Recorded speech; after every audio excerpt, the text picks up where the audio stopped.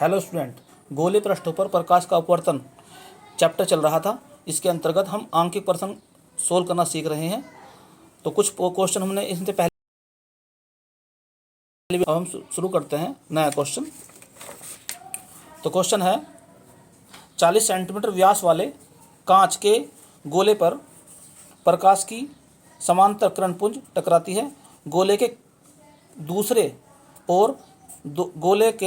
दूसरी ओर कहाँ केंद्रित होंगी? ये जो किरणें हैं टकराएंगी गोले के दूसरी ओर कहाँ केंद्रित होंगी, और इसका किरण आरेख भी हमें बनाना है। तो सबसे पहले हम चित्र पर ध्यान देते हैं कि एक गोला बनाया हमने।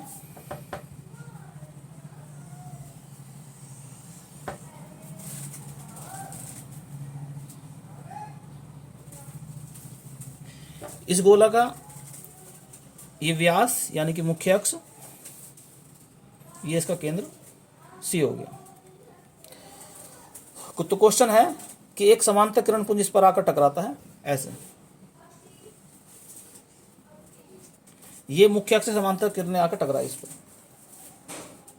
तो ये पहला पृष्ठ है, तो इसको हम P1 मान लें। तो अगर हम इधर से देखते हैं तो यहां पर ये टकराती है आगे। सवाल यह है कि अब ये किरणें कैसे मुड़ेंगी। तो इस बिंदु A पर, A मान लें इसको हम, या A1 कह दें। इस A पर जो है C से अभिलंब डालते हैं।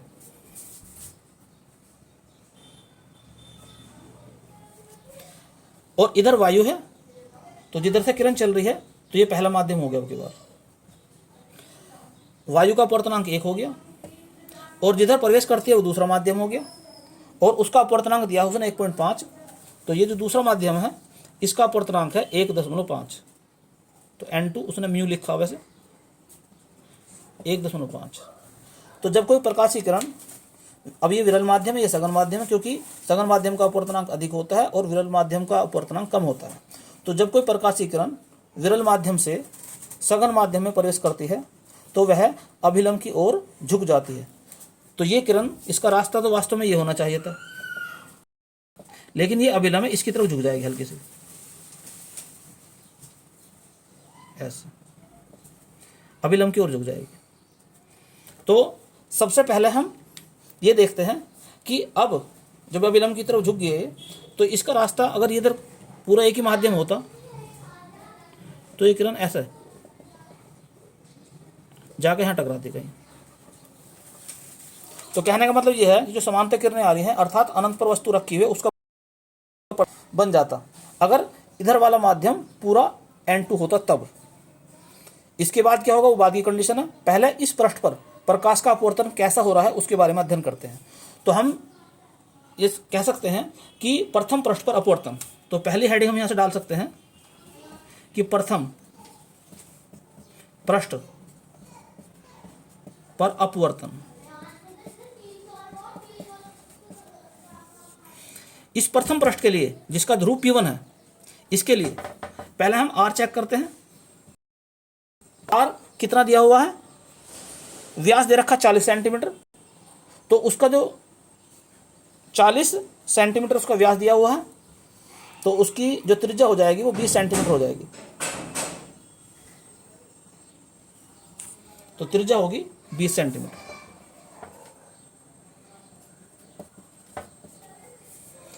वस्तु कहाँ रखी है? अनंत पे, क्योंकि समांतर किरणें आ रही हैं। तो U का मान हो जाएगा अनंत, माइनस ले सकते हैं ऐसे भी। और प्रतिबिंब कहाँ बनेगा? यहाँ पर। अब दूरी कितनी है हमें पता नहीं है, और हमें निकालना है। तो सूत्र लगाते हैं, N2/V माइनस N1/U बराबर N2 माइनस N1 बटे R। N2 का मान कितना है? 1.5 अपॉन V माइनस N1 का मान तो 1 है ही, और U का मान कितना है? अनंत, या माइनस लिखो अनंत को या प्लस लिखो, कोई फर्क नहीं पड़ता। N2 कितना है? 1.5, 1 बटे है 20। अब इसे सरल करते हैं। हम ये बात जानते हैं कि 1 अनंत का मान 0 होता है। तो ये कह सकते हैं हम बात को कि 1/5 बटे V, यहाँ पर माइनस लिख लो या प्लस 0, बराबर 1.5 में से 1 जाएगा तो 0.5 बचेगा। बटे 20, या कह लो ऊपर नीचे दशमलव लगा के 0 लगा लेंगे तो 5/200 हो जाएगा ये। 5 चौक 20, तो 1/40 हो गया। तो कहने का मतलब ये हो गया कि 1.5/v बराबर हो गया 1/40। क्रॉस गुना करो तो v का मान आ जाएगा 1.5 गुना 40। दशमलव से 0 हट जाएगी तो 15 गुना 4, तो 15 चौका कितना हो जाएगा 60। तो v का मान आ गया 60 सेंटीमीटर। v का मान आ गया 60 सेंटीमीटर। इसका मतलब ये हो गया जो अनंत से आने वाली किरणें हैं उसका प्रतिबिंब P1 से 60 सेंटीमीटर की दूरी पर बनेगा। तो P1 से कहाँ बनेगा? 60 सेंटीमीटर की दूरी पर। तो ये 60 सेंटीमीटर हो गया कहाँ से कहाँ तक? यहाँ से यहाँ तक का 60 सेंटीमीटर आ गया। और आप ये बात जानते हुए कि v का मान प्लस आया, और हमारे हिसाब से भी जो चित्र है उसके अकॉर्डिंग भी जो P1 से दूरियाँ सीधे हाथ की तरफ नापी गई हैं तो प्लस ही आना चाहिए था। तो सवाल का पहला भाग हो गया। अब सवाल का दूसरा भाग ये है कि जब हमने यहाँ से बात करी थी किरण जो आपतित किरण आई थी और ये कांच के अंदर प्रवेश करी थी, हमने मान लिया था सीधी निकल गई है। वास्तव में सीधी नहीं निकली है, बल्कि यहाँ पर आने के बाद में फिर अपवर्तन होगा। तो ये तो पहले पृष्ठ का अपवर्तन हुआ। अब हम इस दूसरे पृष्ठ का अपवर्तन कैसे होगा इसके बारे में सोचते हैं।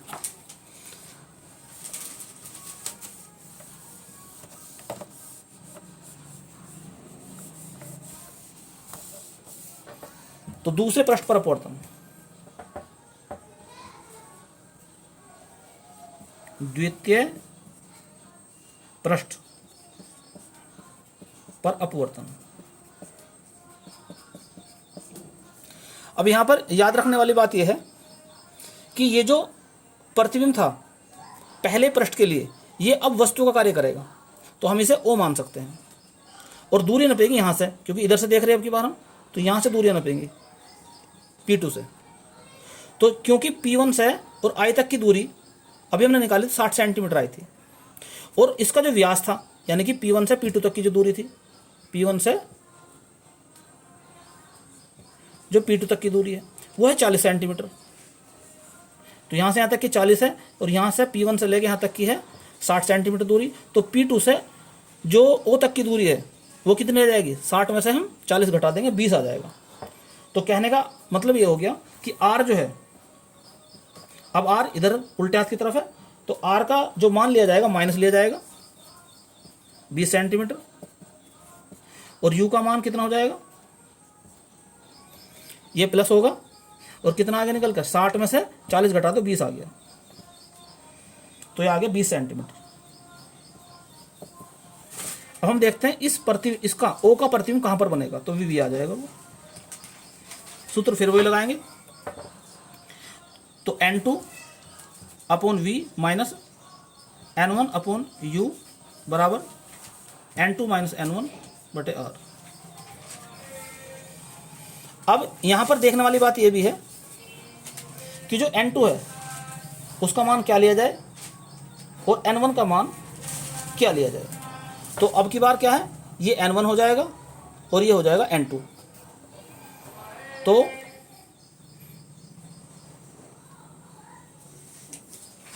N1 1.5 और N2 हो जाएगा 1, क्योंकि अब इधर से इधर चल रहे हैं हम। तो जिस माध्यम से चलते हैं उस माध्यम का अपवर्तनांक N1 मानते हैं, और जिस माध्यम में प्रवेश करते हैं उसका अपवर्तनांक N2 मानते हैं। तो ये N1 पहला माध्यम हो गया और N2 दूसरा माध्यम हो गया। तो मान रखते हैं यहाँ पर N2 का मान कितना हो जाएगा 1V, N1 का मान है 1.5 और U का मान कितना 20 बराबर N2 का मान है 1 और R का मान तो -20 ही है। थोड़ा सरल करते हैं इसको, 1/V माइनस 15/200 कर लें, ऊपर नीचे दशमलव लगा 0 लगा लो, यहाँ हो जाएगा माइनस का 0.5 बटे माइनस का 20, माइनस हट जाएगा तो 5/200 हो गया। तो 1/20 1/V बराबर 5/200 प्लस 15/200। एलसीएम तो 200 आ गया, ऊपर का जुड़ जाएगा 30/200, जीरो काट लो तो 3/20। तो v का मान जो आ गया वो 3/20 आ गया।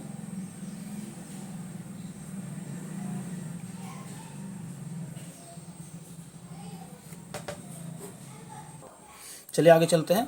1/v माइनस 15/200, और यहाँ पर ये दशमलव दशमलव कट जाएगा ये, तो 5/200 माइनस से माइनस कट जाएगा।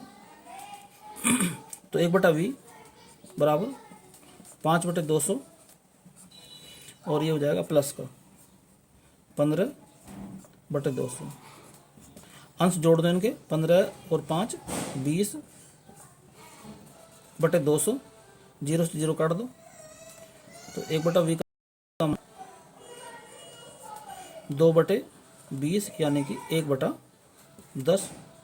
तो अब की बार जो v आया है 10 सेंटीमीटर पर आ गया। तो v का मान कितना आ गया 10 सेंटीमीटर।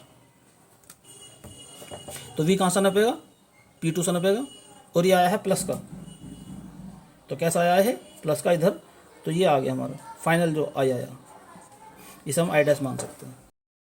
अब इसका चित्र कैसा बना होगा इस बारे में सोचिए जरा।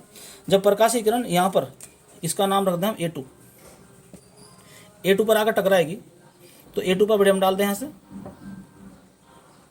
ये पहला वाला अभिलंब था N1, और ये दूसरा अभिलंब हो गया N2।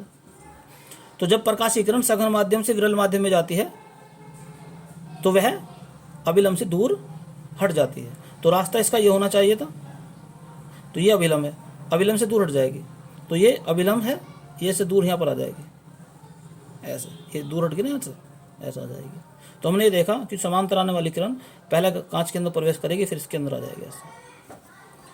तो इस प्रकार से ये इसका फाइनल चित्र बन गया। बस इसमें देखने वाली बात यहाँ पर यही है कि जो किरण समांतर आती है तो प्रतिबिंब अनंत पर मानते हैं, और पहले पृष्ठ के लिए उसका प्रतिबिंब जहाँ पर बनता है, दूसरे पृष्ठ के लिए वो प्रतिबिंब वस्तु का कार्य करेगा, अर्थात जो पहले आई था अब वो ओ बन जाएगा। चाहो तो इसे O' भी लिख सकते हैं, पहले हमने ओ मान लेते हैं, O' कुछ भी मान लो इसको, O' का प्रतिबिंब I' पर बन जाता है। तो इस प्रकार हमने देखा कि अनंत पर रखी हुई वस्तु का प्रतिबिंब जो है I' पर बन जाता है, अर्थात P2 से जो उसकी दूरी होगी 10 सेंटीमीटर दूरी पर बनेगा, यानी कि गोले के दूसरी पीछे बनेगा ये। तो उम्मीद करता हूँ कि ये क्वेश्चन भी आपको पूरी तरह समझ में आ गया होगा। धन्यवाद।